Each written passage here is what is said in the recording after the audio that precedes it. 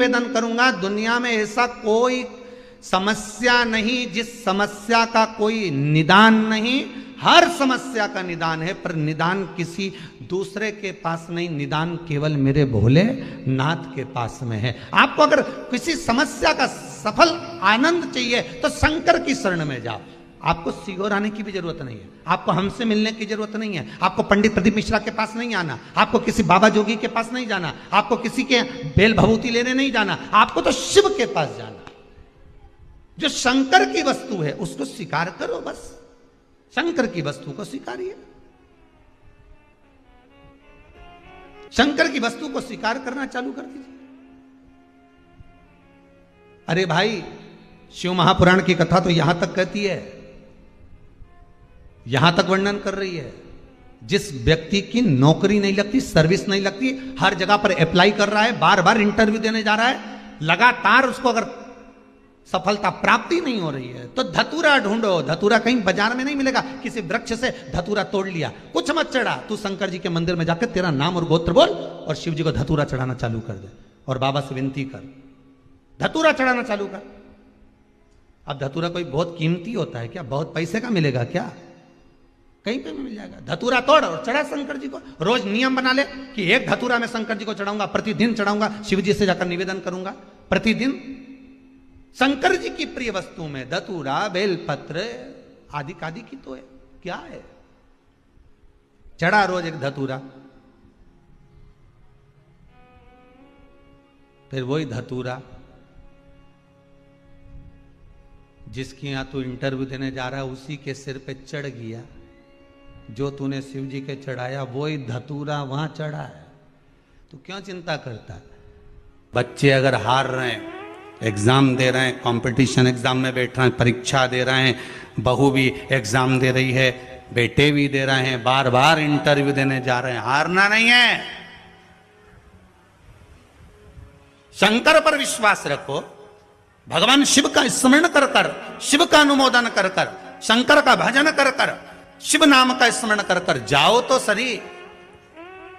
सबसे ज्यादा खुशी इस बात की है आज के पर्चों में कि इसमें जितने पर्चे हैं इसमें सबसे ज्यादा पर्चे इस बात के हैं कि मेरे बच्चों की सरकारी नौकरी लग गई, जॉब लग गई, ये लग गया, वो लग गया। सबसे ज्यादा खुशी इस बात की। और फिर निवेदन करूंगा, ये पर्चे हमारे जाने के बाद यहीं रहते हैं, आप भी पढ़ लिया करो। हम थोड़े बहुत नहीं पढ़ पाते हो तो आप पढ़ लेना, पढ़ लिया। खुशी इस बात की है, हिम्मत ना हारिएगा। हारिया ना हिम्मत, विसारिया ना राम। शंकर का अनुमोदन करते जाओ, शिव का स्मरण करते जाओ, भगवान की भक्ति को धारण करते जाओ, आगे बढ़ते जाओ। एक बात याद रखना, अगर किसी एग्जाम में बैठ रहे हो, बहुत बार बैठ चुके हो, नहीं हो रहा, तो कच्चे दूध में थोड़ी सी काली मिर्च को पीस कर डाल लीजिए। फिर काली मिर्च आ गई, ध्यान रखना। कच्चे दूध में थोड़ी सी काली मिर्ची को पीस कर डाल लीजिए। महाराज, थोड़ा सा कच्चा दूध बेलपत्री के पेड़ के नीचे समर्पित कर दीजिए, अपना नाम और गोत्र बोलकर। थोड़ा सा कच्चा दूध उसी में से शंकर भगवान को चढ़ा दीजिए। फिर एक कलश जल का साथ लेकर जाइए, जो शंकर भगवान पर जल चढ़ा कर आइए। फिर जिस एग्जाम में जा रहे हो उसमें आप चले जाइए, बाबा आपको सफलता प्रदान करेगा ही, ये पक्का है। काली मिर्च शत्रुओं का नाश करती है, आपको बल प्रदान करती है कि आप जिस परीक्षा में बैठने जा रहे हो, आप जिस जगह पर भगवान का अनुमोदन करने जा रहे हो, आप जिस जगह पर कंपटीशन एग्जाम में बैठने जा रहे हो, वहां सफलता देगी वो आपको। अगर कहीं भटक भी गए, हट भी गए, तो वो सफलता देगी।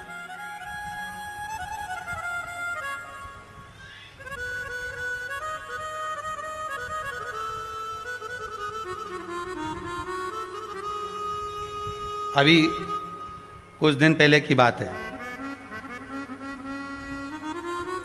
आगरा के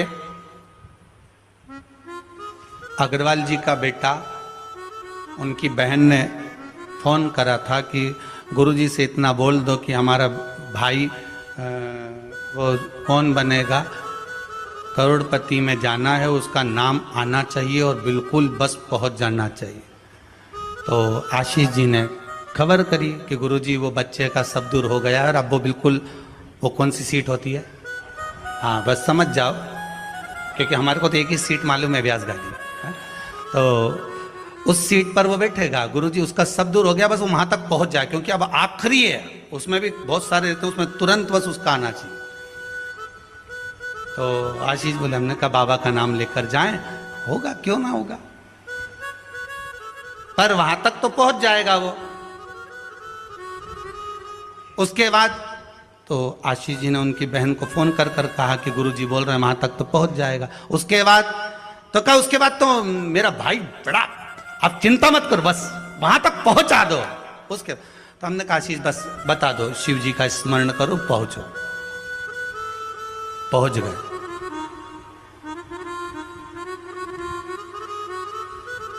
अब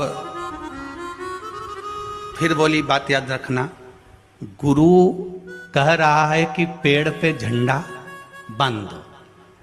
गुरु जी ने ऊपर चढ़ा दिया। उतरते समय उतरता गया, उतरता गया, उतरता गया, केवल 4 फीट की ऊंचाई बची थी। तो गुरु जी ने कहा वहां पांव रख ले, मां कोटर पकड़ ले, मां हाथ रख ले।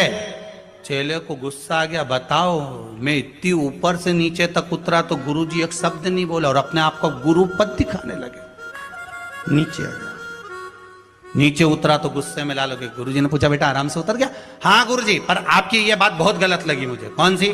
मैं इतनी ऊपर से नीचे उतरा, आपने एक बार भी नहीं कहा कि वहां हाथ पकड़ ले, कि वो कोटर पकड़ ले, कि वो डाली पकड़ ले, और केवल जरा सी दूरी बची थी। जब तो मैं ही उतर जाता तो आप बताने लगे कि कोटर पे पांव रख लेना, डाली पकड़ लेना, नीचे उतर जा, आराम से देख के उतरना, संभल के उतरना। गुरुजी बोले भैया बात इतनी सी है, जब व्यक्ति मंजिल तक पहुंचता है और मंजिल से जब नीचे उतरता है तब उसको डर लगता है, भय लगता है, कैसे चढ़ूंगा कैसे उतरूंगा। जब मंजिल करीब में होती है, घर पास में होता है, तो गाड़ी की स्पीड भी तेज कर ली जाती है। अब तो 3 किलोमीटर बचा और मालूम पड़े वो 3 किलोमीटर के बीच में ही गाड़ी के सामने सुअर आ गया तो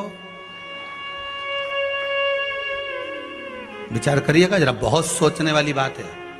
पशुपति व्रत आप कर रहे हो, पशुपति व्रत आप धारण कर रहे हो, पर निवेदन केवल इतना सा है कि आपकी स्पीड का ध्यान रखना,